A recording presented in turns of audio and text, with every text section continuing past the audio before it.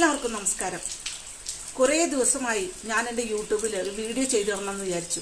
അത് പക്ഷേ ഇങ്ങനത്തെ ഒരു വീഡിയോ അല്ല, വേറെ നമ്മൾ സാധാരണ പോലെയുള്ള വീഡിയോ ഒക്കെ ചെയ്യണമെന്ന് വിചാരിച്ചാണ്. പക്ഷേ കുറേ കാര്യങ്ങൾ അകപ്പെട്ടുകൊണ്ട് എനിക്കൊന്നും ചെയ്യാൻ പറ്റാത്തൊരു സാഹചര്യമായി. പക്ഷേ ഇപ്പം മനസ്സിന് വല്ലാത്തൊരു വിഷമമാണ് ഈ ഒരു കാലഘട്ടം. കാരണം ഞാൻ താമസിക്കുന്നത് വയനാട്ടിലാണ്. അത്രയ്ക്കൊരു കേരള ജനതയല്ല, ലോകത്തിലെ എല്ലാവരുടെയും മനസ്സിനെ വിഷമിപ്പിച്ച ഒരു കാര്യങ്ങൾ ഇപ്പോൾ ഇവിടെ നടന്നുകൊണ്ടിരിക്കുകയാണ് വയനാട്ടിൽ. അപ്പോൾ എനിക്ക് എന്തായാലും ഈ ഒരു സംഭവത്തെപ്പറ്റി ഒന്ന് പറയണമെന്ന് തോന്നി. അതുകൊണ്ട് ഞാനൊരു വീഡിയോ ചെയ്യുകയാണ്.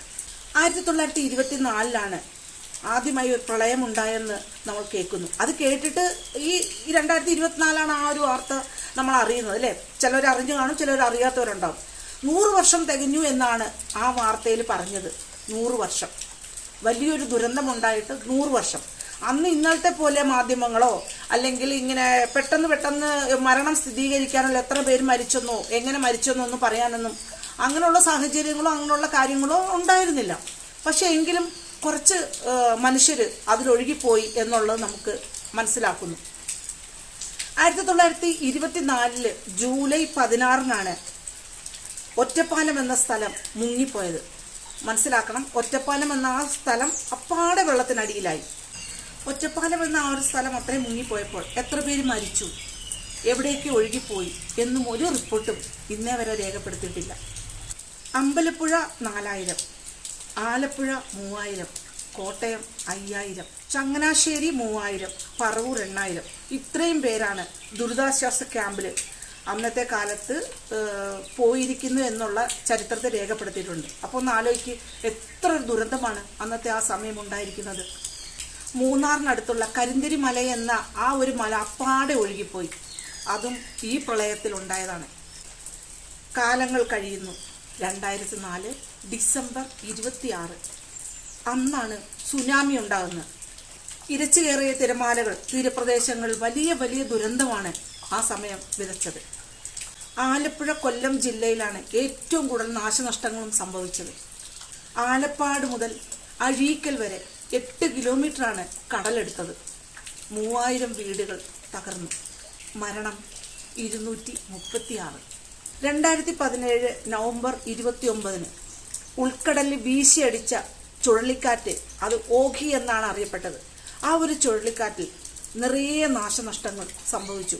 അതും കടൽ തീരത്ത് ഉള്ളവർക്ക്. അതും അടിമലത്തുറ മുതൽ വേളി വരെയാണ് ഏറ്റവും കൂടുതൽ നാശനഷ്ടങ്ങൾ സംഭവിച്ചത്.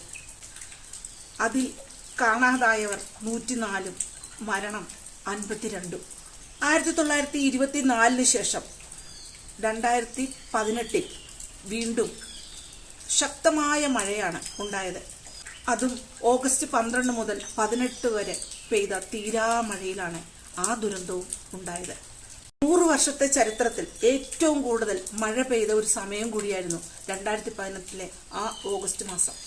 54 അണക്കെട്ടുകളിൽ 35 തുറന്നു വിടേണ്ട വന്ന ഒരു ദുരന്തം.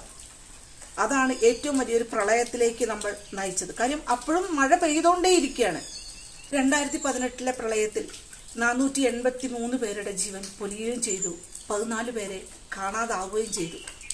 വീണ്ടും 2019 ഓഗസ്റ്റിൽ തന്നെയാണ് അടുത്തൊരു ദുരന്തവും വന്നത്. ആ ഒരു മഴയത്ത് ഓഗസ്റ്റ് 7 മുതൽ 10 വരെ ഉണ്ടായ നിർത്താതെ പെയ്യുന്ന മഴയിൽ വയനാട്, കോഴിക്കോട്, മലപ്പുറം, കണ്ണൂർ, തൃശ്ശൂർ, എറണാകുളം എന്നീ 9 ജില്ലകളിലെ ദുരന്തം തന്നെയായി മാറി 2019. 2019 ഈ ഒരു ദുരന്തം വയനാടിനെയും നിലമ്പൂരിനെയും ഒരുപാട് കണ്ണുനീരിലാഴ്ത്തിയ ഒരു വർഷം കൂടിയായിരുന്നു. നിലമ്പൂരിലുള്ള കവളപ്പാറയും വയനാട്ടിലുള്ള പുത്തുമലയും അപ്പാടെ ഒലിച്ചുപോയി. അന്ന് ഈ 2 സ്ഥലത്തുകൂടി കാണാതായവരുടെ എണ്ണം 11, മരിച്ചവരുടെ എണ്ണം 177 വീണ്ടും 2024 ജൂലൈ പിറന്നു. നിർത്താതെ പെയ്യുന്ന പേമാരി. ശിരൂരിൽ നമ്മൾ ആരും കാണാത്ത കാര്യം, എല്ലാവരും പറഞ്ഞ് നമ്മുടെ സ്വന്തം സഹോദരനായി മാറിയ നമ്മുടെ അർജുൻ എന്ന സഹോദരൻ്റെ വേർപാടിൻ്റെ കണ്ണുനീർ ഉണങ്ങും മുമ്പ് മറ്റൊരു ദുരന്തം കൂടി. ജൂലൈ 30 അന്ന് നേരെ പുലരുന്നതിന് മുമ്പ് രാത്രി 1 മണിക്ക് എല്ലാവരും ഉറക്കത്തിലായിരുന്നു. ആ സമയം വയനാടിൻ്റെ പ്രകൃതി രമണീയമായ ചൂരൽമലയും മുണ്ടക്കൈ എന്ന ആ 2 കൊച്ചു ഗ്രാമങ്ങൾ എവിടെ പോയി എപ്പോൾ പോയെന്ന് പോലും ആർക്കും തിരിച്ചറിയാനാകാത്ത നിമിഷ നേരം കൊണ്ട് ഈ ഭൂമിയിൽ നിന്നും തുടച്ചു മാറ്റപ്പെട്ടു. അതിൽ ഒരുപാട് ജീവിതങ്ങൾ പൊലിഞ്ഞുപോയി. ഓടി രക്ഷപ്പെട്ടവർ തങ്ങളുടെ കൂടെ ഇരുന്ന് അത്താഴം കഴിച്ചുറങ്ങിയവരെയും കൂടെ കിടന്നവരെയും തപ്പി അലച്ചിലാണിപ്പോൾ. അവരെവിടെ പോയെന്നുള്ള വേവലാതിയിൽ ഭ്രാന്തരെ പോലെ ഓടി നടക്കുകയാണ്. അതാണ് ഇന്നത്തെ വയനാടിൻ്റെ ഒരു മുഖഭാവം. ഇവിടെയാണ് ആർക്കാണ് തെറ്റുപറ്റുന്നത്? മനുഷ്യർക്കോ അതോ പ്രകൃതിക്കോ? ഭൂമിയെ കൂടുതൽ മുറിവേൽപ്പിക്കാതെയും മരങ്ങൾ വെട്ടിമാറ്റുകയും ഭൂമി ദേവി നമുക്കായി സമ്മാനിച്ച ഈ മരങ്ങളെ ഒന്നും നശിപ്പിക്കാതെയും മനുഷ്യർക്കും ഭൂമി അല്ലെ ദൈവം തന്നിരിക്കുന്ന ഈ ജീവജാലങ്ങൾക്കും തലചായ്ക്കാനായിട്ട് നല്ല കൂടൊരുക്കിക്കൂടെ? ഇനിയും ഈ ഭൂമിയിൽ ദുരന്തങ്ങൾ ഉണ്ടാവാതിരിക്കാൻ നോക്കേണ്ടത് നമ്മുടെ കടമയല്ലേ? എത്ര കൊച്ചു കുഞ്ഞുങ്ങളാണ് അനാഥരായിട്ട് ഇപ്പോൾ ഈ വയനാട്ടിലുള്ളത്. ഇനിയും ഇങ്ങനെയുള്ള കാഴ്ചകൾ കാണാനിട വരുത്തരുതേ എന്ന പ്രാർത്ഥനയോടെ ജീവൻ പൊലിഞ്ഞ എല്ലാവർക്കും കണ്ണീരോടെ പ്രണാമം.